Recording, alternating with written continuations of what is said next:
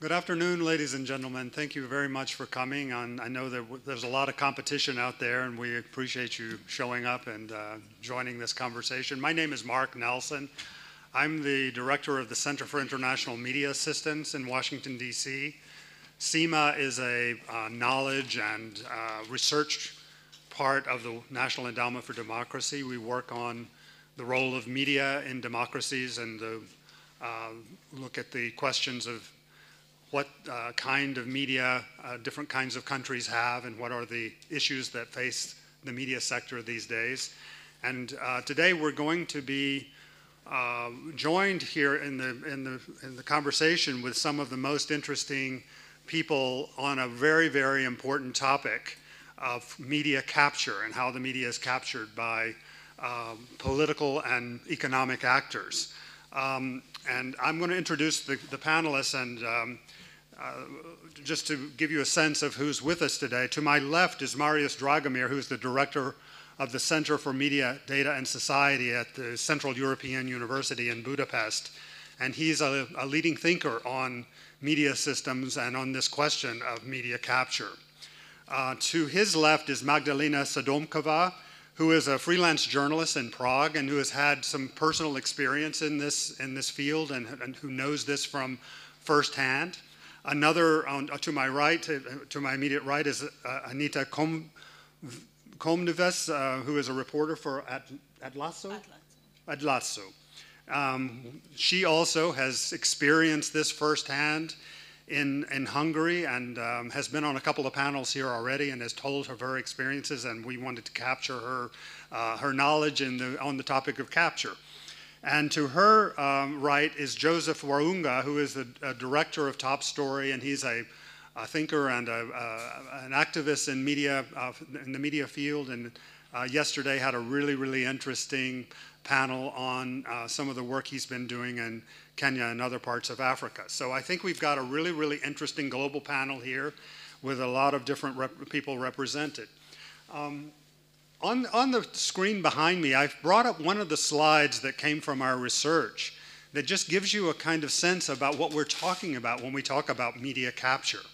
And you can see from that slide that the owners of media houses in Central Europe today, and I would say this particular study, which was done by OCCRP, which is one of the organizations that is active in this conference here, is called the Organized Crime and Corruption Reporting Project. They interviewed the owners and collected data on the owners of 530 media houses in 11 countries across Central and Eastern Europe. And if you just look at these owners, 10% of them were linked to crime, 27% of them linked to politics, meaning that these are people, the owners themselves have political interests and are politically engaged. And 41%, a total 41% of the owners could not be identified. So they were hidden behind companies and bank accounts and offshore mechanisms that keep the public from knowing who they're talking about. And this is the structure that we're dealing with in the media systems that we work in today. Of course, that leaves a lot of space for independent media to still exist, but we're finding that more and more of the media is being captured by that kind of ownership structure and by what we would call a systematic attempt to control public opinion. And so when we talk about media capture, we're talking about something very specific, not just the attempt to influence the media, because that's been around for a long time.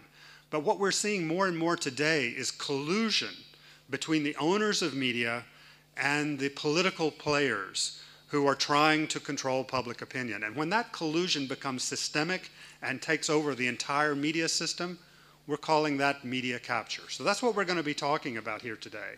And I'm going to turn first to Marius, who's really innovated a lot of thinking on this topic and has tried to categorize it and describe it. So Marius, tell us a little bit about how you think about this problem, how you have tried to describe it and how it works and the sequencing of it, how it happens. Thank you. We do a lot of research at the Center for Media, Data and Society in Budapest about generally about the key, the main dangers on journalism, either coming from the policy space, from the ownership space, from funders, or from technology companies. And there is already, media capture is a relatively new concept. We already have a few very good books and a few scholars trying to define it. But what we have tried after we collected a lot of data about these issues was to try to understand how it actually works in practice, because I think that's more important than, in many ways, than the academic concept. And basically, we came up with a model that consists of 4 components. And basically, if you look at these 4 components of the media capture, you really identify a situation of capture in a respective country, and you see the level of control over the media. So basically, what does it have to happen in a country to have a media capture situation? The first thing is the regulatory capture. So this is basically when governments take over regulators and regulatory authorities, either broadcast regulators that give licenses to radio and television broadcasters, but it's increasingly important because we talk here also about regulation of the internet, which is a major issue in most of the world. Secondly, we talk about state-administered or public service media, where public service media exists, and this is when governments are trying to control the media that they set up or that they control via governance structures usually. And this is quite easily done because they appoint the people in the management of these broadcasters, and it's not really difficult to do that, and it happens a lot in many countries. The third element is funding, state funding, public funding. And that is a major problem in many countries because the government now, based on research we do in Europe, but in many other parts of the world, the government is the largest spender in the media in many countries. Sometimes the funding coming from public administration equals the whole advertising market in many countries. So you can see a very disproportionate influence from the government there.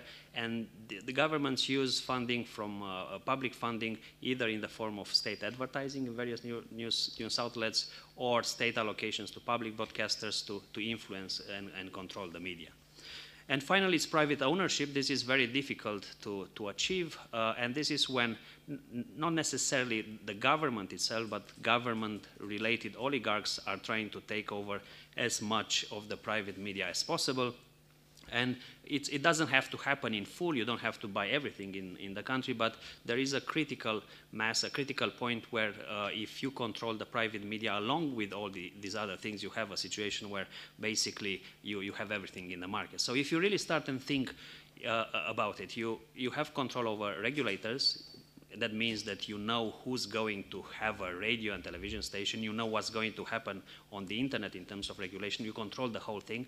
You control the state or public media, and it happens in many countries. They don't do anything else than pro-government propaganda. You control this big amount of money that goes into the media, coming from taxpayers, by the way, and then you control most of the private media. So basically there is nothing left there than 1 or 2 independent news outlets that are struggling to actually fight with the whole market, if you think about it. Examples abound. You find a lot of them in Eastern Europe, but you can go also to Asia to find this pattern. You even find it in some Western European countries. You have Spain, where you have a lot of capture from the big financial groups over many media outlets. But I think the textbook example to date is Hungary. We spoke about that in a specific, in one of the panels here. We talked very specifically about that. And Hungary did it a la carte, by textbook. They started with taking over regulators and the public media. Then they shifted the public funding from a number of outlets to others, and then they ended up by controlling between 60–70% of the private media in the country. So this is how we look at that, and I think it is I'll leave it there, but I just want to say why this is useful and for whom it is useful. On the one hand, I think it's a model that can be used very practically, first of all, by journalists, because if you want to cover corruption and politics and technology companies, I think this is a very good model to actually look at who's who in the market and how much power these companies and these oligarchs have. Secondly, I think it's a very useful tool, and we see increasingly investors using this tool, because if you really analyze all these four things in a market, you, as an investor, you can conduct a very useful risk assessment and decide whether you want to get into such a messy country, messy market or not. I think it should become more useful for media development agencies, because if you apply this model in practice, you basically end up with what I would call the entry points. So if you really know all these things about a certain media market, as a media development agency, as a donor organization, you know exactly where you should put your money to have the biggest impact. And finally, it should be used by regulators, because if you look at the level of capture, the level of concentration of ownership, this should be a very practical and a very useful tool for regulators to decide and to identify situations where you have decreasing competition. Unfortunately, regulators, as I said, are part of the problem, so they won't use that because they are part of the whole control system. But in practice, I think where you have lower levels of capture, this regulators should be encouraged to use it. Yeah, and I think interesting that in some of the countries, like for example in West Africa, we've met with regulators there who are struggling with the capture of the media in their media space by wealthy businessmen who are coming into those markets and buying the TV and radio stations and newspapers, and they're struggling to know exactly what it is they do about it, and they do want to learn about this. So there are many countries in the world that are starting to understand this and to see it as a danger. So I think regulators could be one of those markets where we might be able to start to build some allies, at least in some countries, as you say. But we'll get back to some of this. I mean, I also think that it's really important to mention that your website has a series of studies of different countries where they dig down into what's going on in these media environments. And you start to see the kinds of structure of the new media systems that have come about as they become more and more captured. And we also published at CIMA a book on media capture. It's called In the Service of Power, Media Capture and the Threat to Democracy, which is on our website. So there's a lot of new material out there that has a lot of data, and it helps, I think, build knowledge and understanding among, as you say, journalists and other stakeholders. I'd like to turn now to Anita Komnuves, who really saw this happen in Hungary. Hungary, as Mario said, has become kind of a textbook example that we have watched happen in the last couple of years. We saw this live on television. Hungary, the media capture of Hungary. And it happened in a course of a few years, step by step, piece by piece, in a very systematic way. And she was there, and she got caught in this. And I'd like you to tell us about what happened. How did Hungary do it?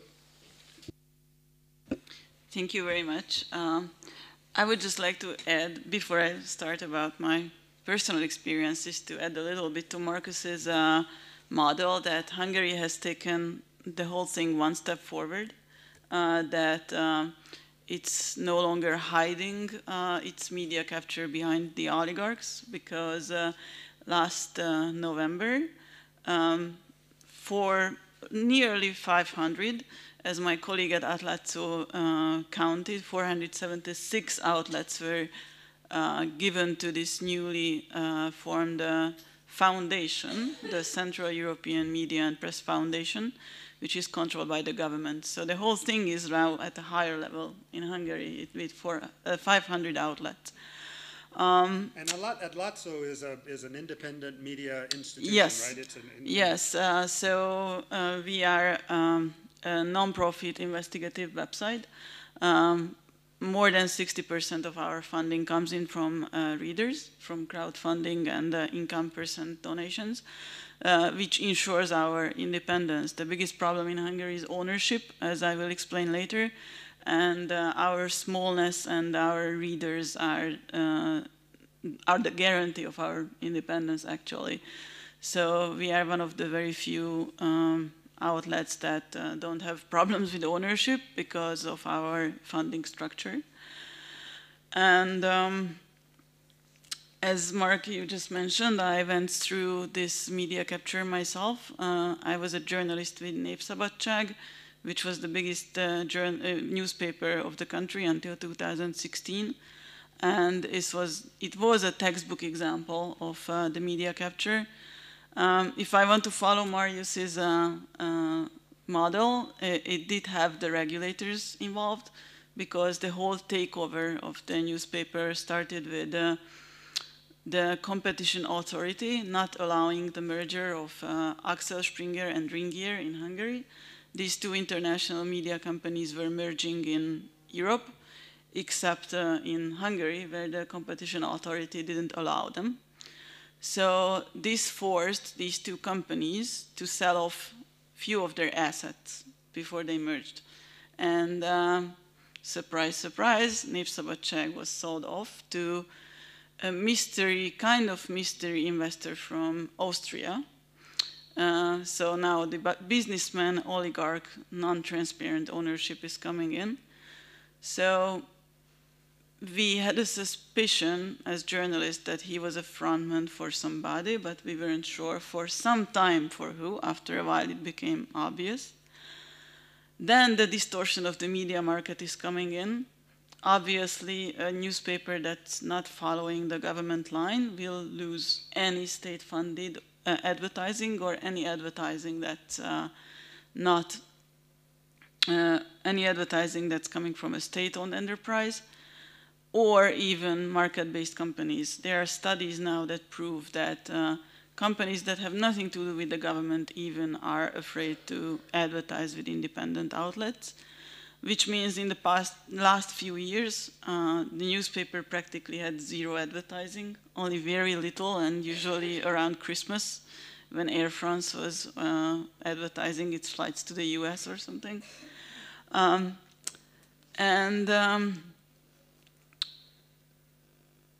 Everything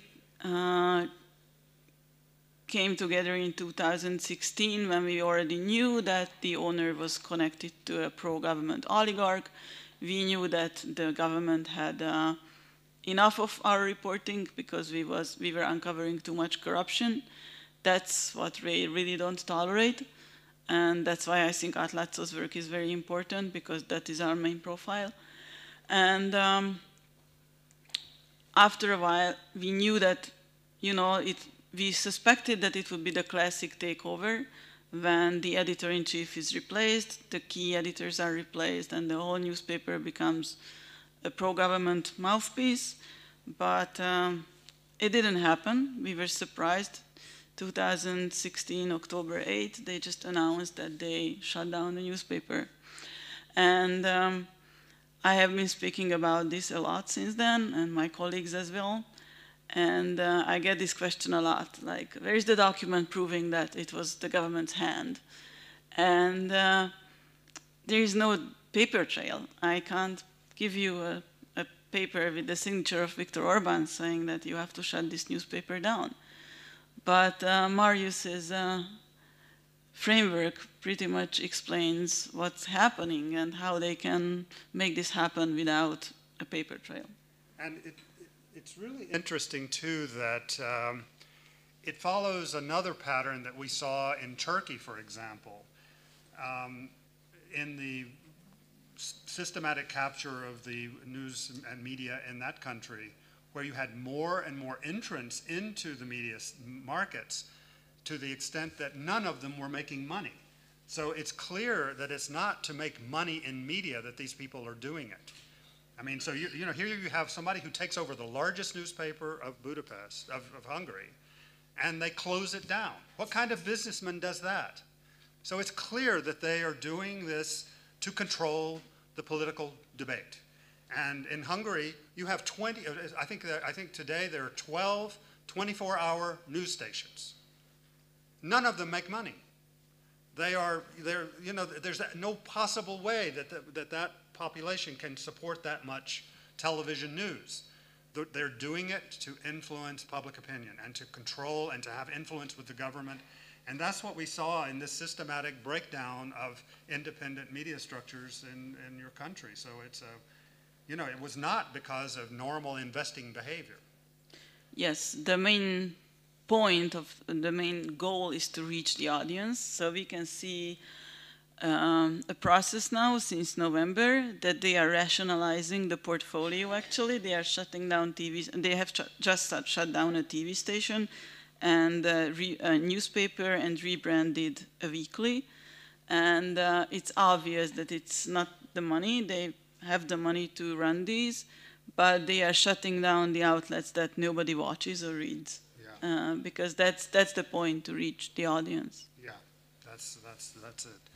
Well, we have another example of what happens in these countries, and Magdalena, you've also had some personal experience with this, and also about how your country reacted to this. You're from the Czech Republic, and tell us a little bit about your experience in this story. Thank you for inviting me here. Yes, I was working for Lidové noviny in 2013. I was working in the magazine, which was, we were doing like bigger stories or interviews. And I was really happy to have this job because Lidové noviny is the oldest newspaper in Czech Republic. So it has 120 years tradition. And before I used to work for Mladá fronta, which was the biggest newspaper and also with very good reputation. So in 2013, what happened? A person whose name was Andrej Babiš bought our both newspaper, old media house, and what we knew about him. Before, we were also Rheinische Post, we were German-owned newspaper, and also there was on the market also Ringer, Axel Springer. So we were living in this kind of paradise. We have having democracy and freedom and everything, and we didn't expect any attack.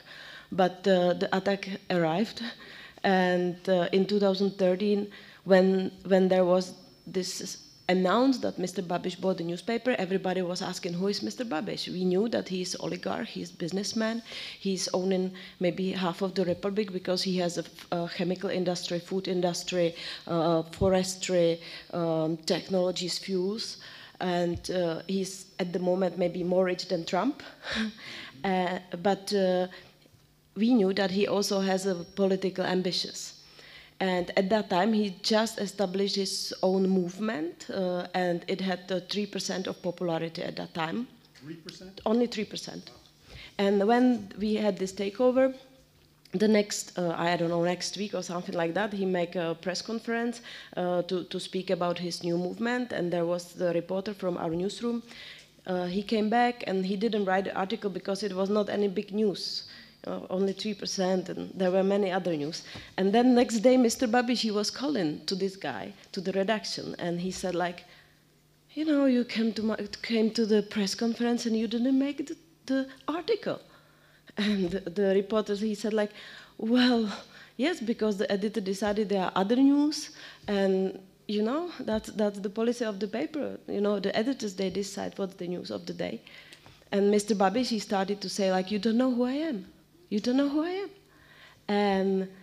And then we were laughing after this phone call because the reporter, he taped it, of course.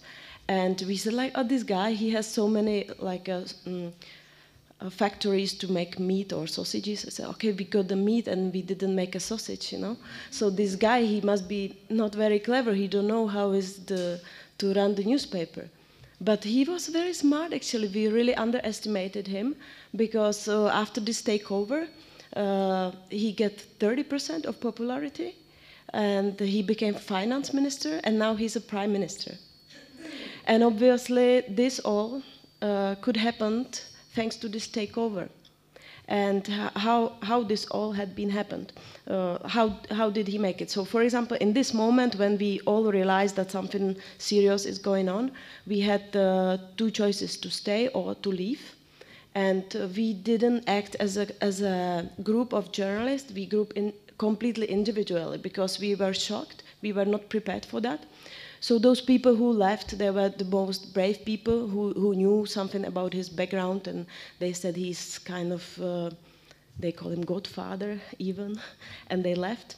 And they established some new outlet, and they start to struggle their own independent media. And there were people who stayed. I stayed because I said, like, I have a different strategy. I would like to wait for them to fire me, because I work so hard to get there. I have some space, quite a luxurious space in the magazine, so I can use my space to report fairly. And if they censor me, they censor me, and after, if they kick me out, they have to pay me to leave. I'm not gonna make it cheap for them. So this was my strategy, but unfortunately there was also other people who decided to stay, and for them, if they had, for example, family or loan, I had also a loan, but anyway, they started to self-censorship themselves and to make some compromises, and how they started to influence the newspaper. So first we realized that there are people blacklisted, so some people, they cannot be interviewed, or they don't have a space in the media anymore, or there are people who are getting this privilege to have a big space, especially the people who speak nicely about the Prime Minister and the Mr. President, and so on. And also, yes, in my case, in the magazine, I started to have problem with my boss, because he started to say, like, Magda, you know, you should not do this kind of serious articles, you know, nobody likes to read it, you know. I was writing about social injustice, and they said, like, maybe I should write more about fashion or cooking, you know, something more entertaining. And this is also the way how to change the agenda somehow a little bit, yeah. And also they were started to, also they changed the management, so suddenly we stopped trust to our bosses, because when you had the redaction meeting, you didn't know why they push certain topic or where did they get this information, and suddenly when you don't trust your bosses, it's like you become very paranoid. So just to make this story, yeah, and there were other interesting things. For example, they were not giving contracts to the people more than 1 year, just to kick them out if they are making problems.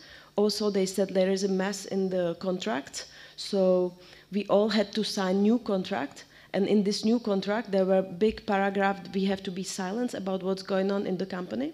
And that's why all the editors-in-chief who later resigned and who had the good salaries, they were silent. They didn't actually. They failed to speak it to speak it out what's going on.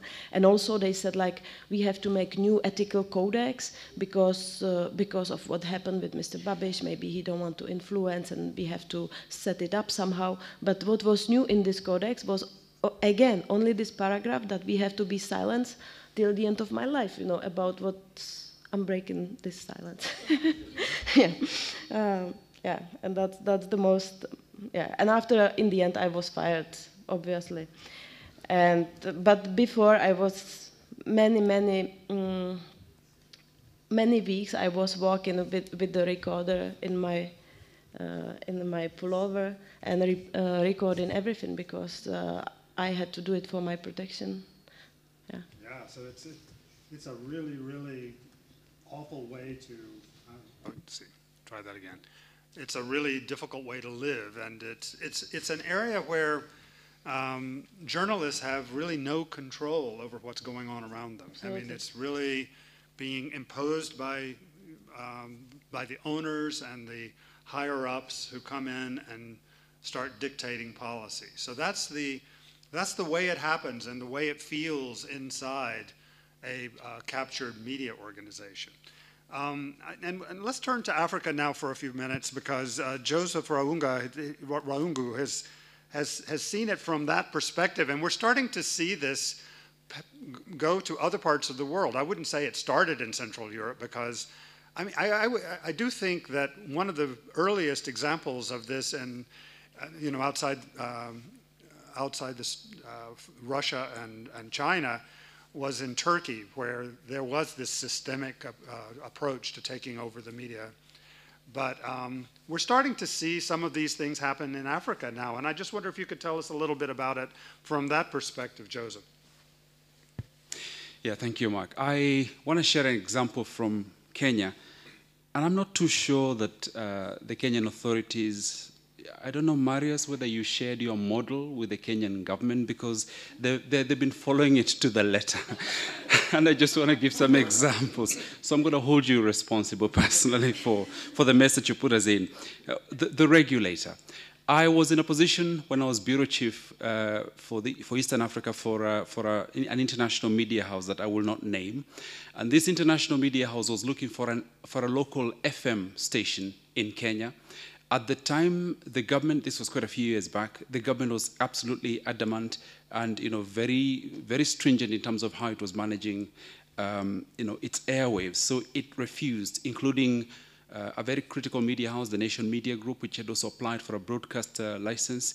And this particular media house had refused. So government would actually, although there is a minister responsible for doing these sort of things, as it turned out, everything vested really in the president himself. So one time there was a function by this international media house, and the bigwigs came from wherever the headquarters of this organization is to lobby the president because he was the guest of honor. And in the middle of this speech, I remember sitting next to him at dinner. In the middle of this speech, one bigwig from this international media house said, "Oh, by the way, we're really keen to come and broadcast locally if the government would allow." And because the president, then it was President Moi's man who likes to feel good, he turned to me because the guy said, "And we're not just looking for one frequency, we would like one in the capital city and another one in the coastal region of Mombasa." And he turned to me and said, "But why do you need two?" And I had to explain how the FM frequency works. It's got a certain range, so that can't reach the whole country. And when he stood up in the middle of all this, he announced, and actually I've decided to grant 2 FM frequencies to this international media house, ahead of the queue for all the other local stations who had been applying for years. Now, the comedy of this is we had not actually put in an application. So the next day, the minister frantically calling us, "Can you please come and pick up your application form and fill it?" So he's granted the license before we applied for it. And later we realized the only reason he granted the license is not out of the generosity of his heart. It's because he was afraid that the tactic that this international media had adopted is, maybe they don't want to give us a license because we are foreign, so we'll twin up with the Nation Media Group and apply for a joint license.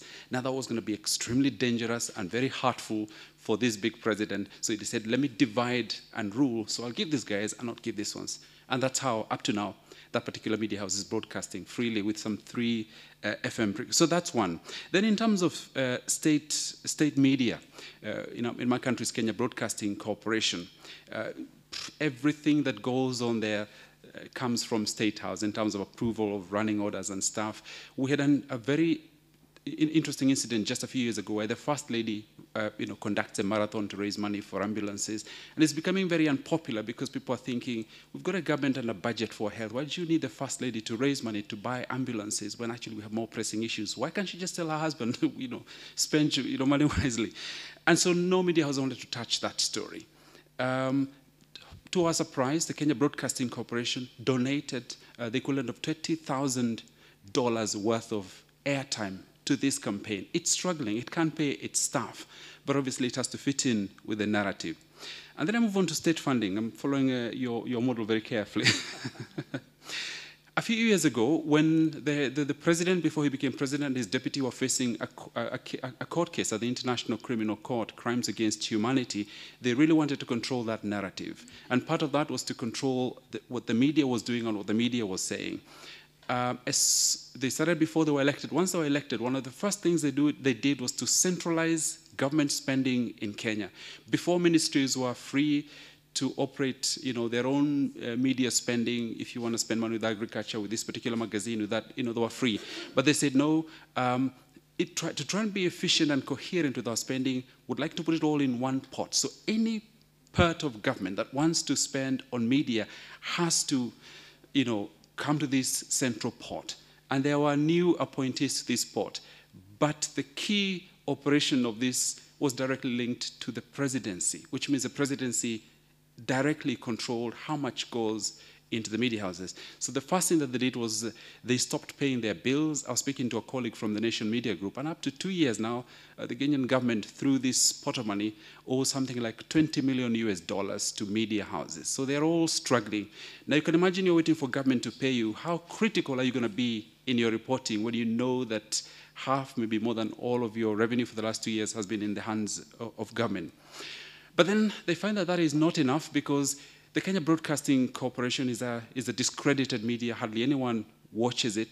So that's not enough. So the next step is to own media themselves. So starting from the president to the opposition leaders to a lot of the MPs, they have either direct ownership of or control of radio stations, TV stations. So you either control the narrative officially, or you control it within your private space, whatever it is. Half of them don't pay their workers, and it's really difficult. And they obviously own these things through front companies, so you will never ever see the name of the president anywhere, but we all know which media houses they are. And so it becomes really difficult in that place to operate. You don't have to work too hard to suppress the media, or to indeed, to try and maybe stop the media from covering certain things. And then finally, the other tactic is, if that doesn't work, it is to lean on some of the very big spenders, commercial spenders. The government leans on them and says, could you go easy, or could you help us with this particular media house? So for example, one of our biggest, the biggest, I think next to nothing, is Safaricom, which is which is a really mega telecom company. I think the biggest in the region. You will never ever see any single negative story about this company from any media house. It's only one single blogger who's taken on, and he's had his, to pay a price for that. No editor in their right mind would touch that company, because they're huge spenders, etc. And then finally, the other organizations in government that have got big budgets, including the National Electoral Commission of Kenya, it had a huge budget for public awareness campaign and so on. And because media needed that kind of money, the result was, we have to be easy with this. They're making mistakes preparing for the election, but it's normal. Let's give them time. They're all getting there. That's the kind of situation we have. And Kenya is just a case study of what goes on in other places. I think in other places they're a lot more repressive directly, and in terms of media capture. But Kenya is trying to be a bit slick about it, but the result is really the same. It's a shrinking of the space for media freedom to operate. Thank you. Yeah, so it's a really interesting phenomenon that we're seeing across the world. And I'd like to turn now to thinking about what we do about this. How do we respond to this change in the media space, in the media ownership, and what are the options for reacting to it? Because I do think there are some examples out there of countries that have pushed back and have refused to see their media space taken over in this way. And let me start with Magdalena. I know that in the Czech Republic there has been some pretty strong reactions from the public against this kind of change, and it does give you hope that something can be done. Tell us a little bit about the reaction.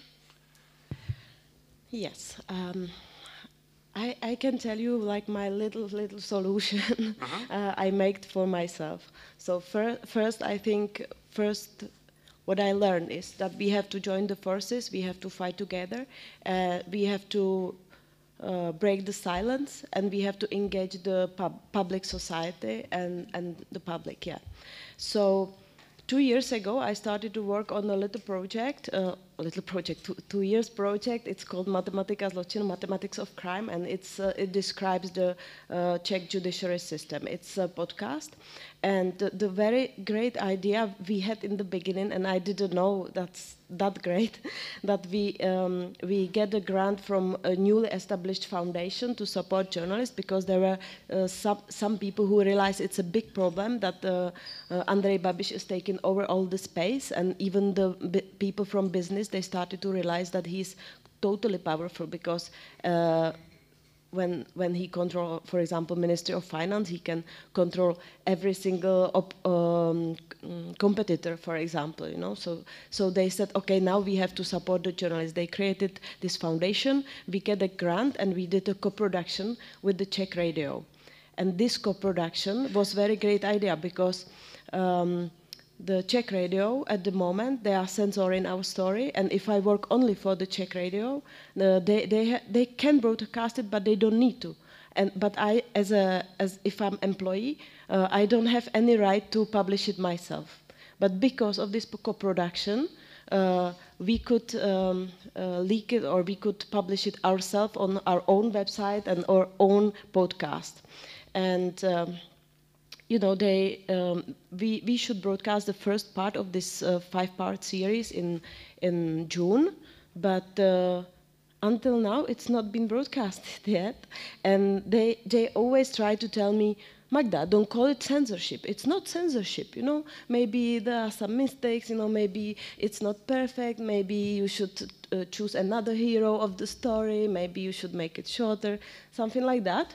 But I said, like, no, it's not 15th century that the censor has red ink and he call himself censor. It's like, this is exactly the way how to censor things in these days, you know? Yeah. Like try to, for example, they try to harm my reputation, that they were, because as we engage this public, we did it, that we organized debates, we let them listen, first part of the series, and the people, they started to realize it's important. We engaged the universities, we engaged the lawyers, and all these people who are involved in the judiciary system, and they started to search why it's not being broadcasted. It's very important, you know. So I think this change happened, unfortunately, after the murder of Jan Kuciak. Because Czechoslovakia, it's still connected, and also my story is connected to Slovakia. And in Slovakia, it had this huge impact that the people realized that the journalists, they are fighting for better society also somehow. And when then this young journalist was killed, even with his girlfriend, people just stand up and massively support journalists, and somehow it has transmitted also to the Czech Republic. So as I said, we make these debates, and also we put on our website, like, you can support us also to pay little to support our work. And I was surprised, it's working. It's working. People started to send us little money, and suddenly we can continue. Which is totally great. And since I'm talking today here now, I'm really happy. I can say that yesterday we won the best documentary, even if it was not broadcasted. And since I'm here talking to you, there are people fighting for me. There are articles why the best documentary is not being broadcasted.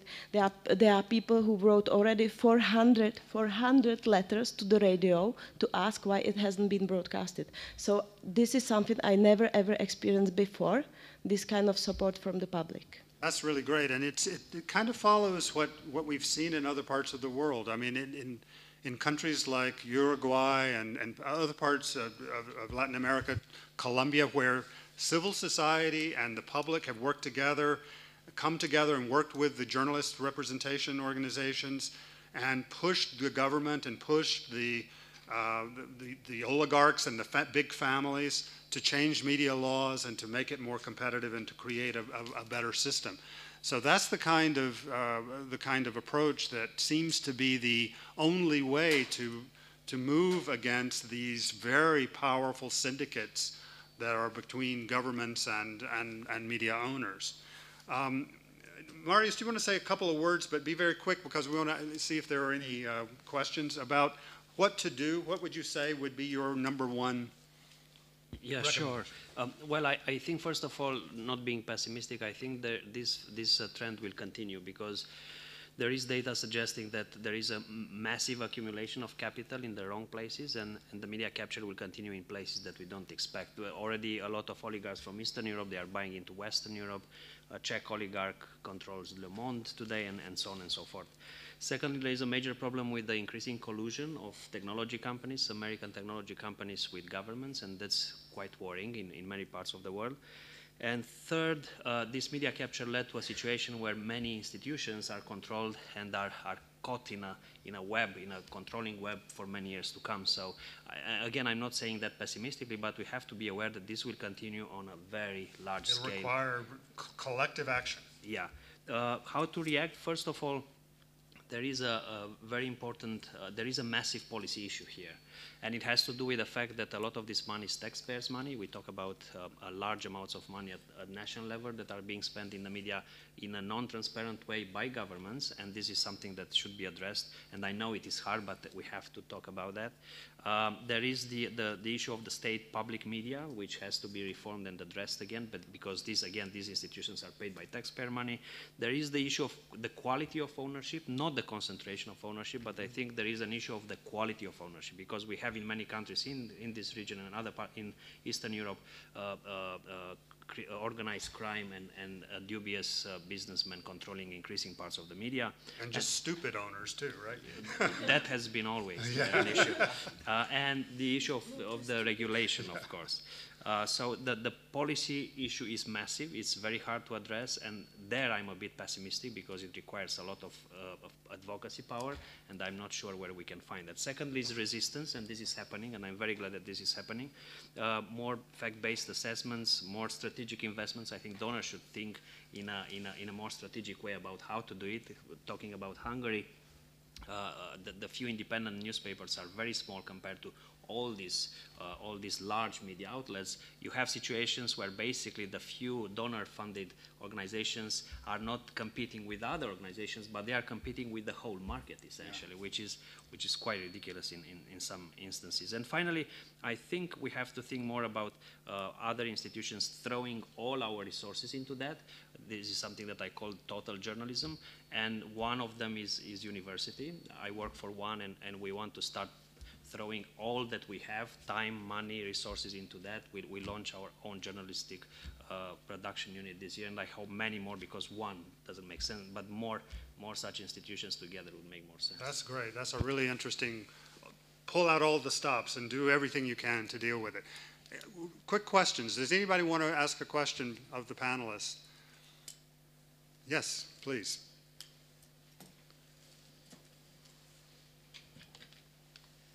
Thank you, and thank you for taking up this very interesting topic and discussing it from various angles. I really appreciate it.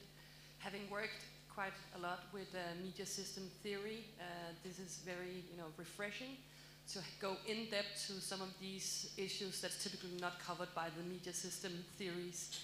But I was thinking, is it even enough talking about media capture? Should we perhaps even widen the scope a little bit and talk about information capture? Because how about, what we see happening in many parts of the world, where it's not only media being captured, it's also social media and, troll farms, all of these things we've heard a lot about during the last couple of days. But it's more than just the media being captured. And have you, Marius, in any way taken this into account in the model, in the framework that you have developed? And how can we incorporate that into our understanding of this very difficult situation? Lisa, let's take one more question. We can take them together. You had one? Yeah. Yes, I have a question from Magdalena. Wait for the, yes. Thank you. Magdalena, I had a question for you. You said that when you were inside a captured organisation, you felt like the journalists didn't know how to fight back and didn't fight back. Do you think that there is any scope for using your experience and the experience of other countries to actually teach journalists to spot the early signs, and maybe training in this is how you launch the resistance from within? Because I wouldn't know how to do that. So, people like you could teach other people. That's good. Okay, let's respond quickly to we have 2 minutes. So. Yeah, in 30 seconds, absolutely. So far, we try to address that by including this fifth element, to call it, into these 4 components. And so far, this is more like it's increasingly a regulatory issue, because there is a lot of debate, and there will be this year, in fact, a lot of regulatory measures against big technology companies. It's becoming also like a market issue, and I think increasingly it will become a market issue because these are distributors of content. And at some point, it might be an issue of companies becoming players, because some of these, and talking about technology companies operating locally, they might start their own media outlet, and it happens already in the Czech Republic. So probably this model will evolve into a more complex model. We can call it information or digital media, whatever, but definitely this is probably the next major trend that we have to look into. So far, it's just spread among these. Yeah. So Magdalena. Yes, I think it already happened, because after us, they had the media capture in Slovakia, and our Slovakian brothers, if I can say, they act much more effectively. Like, there was a reduction of SME, and 40 journalists, they just stood up and left and make their own news outlet. So they went, like most of them, which was much effective. That's really encouraging. Well, I want to thank the panelists. I want to thank the European Journalism Center for helping make this panel happen. Thank you all for attending this. I hope we can continue this dialogue. Be sure to check out the CIMA website and the, what do you call your website? What is your website? cmds.cu.edu. Yeah. CIMA's a lot easier, and you'll find a link to his website on ours. Yes, exactly, yeah. and you'll find a lot of data. And thank you so much for joining us, and we enjoyed this very much. That was good.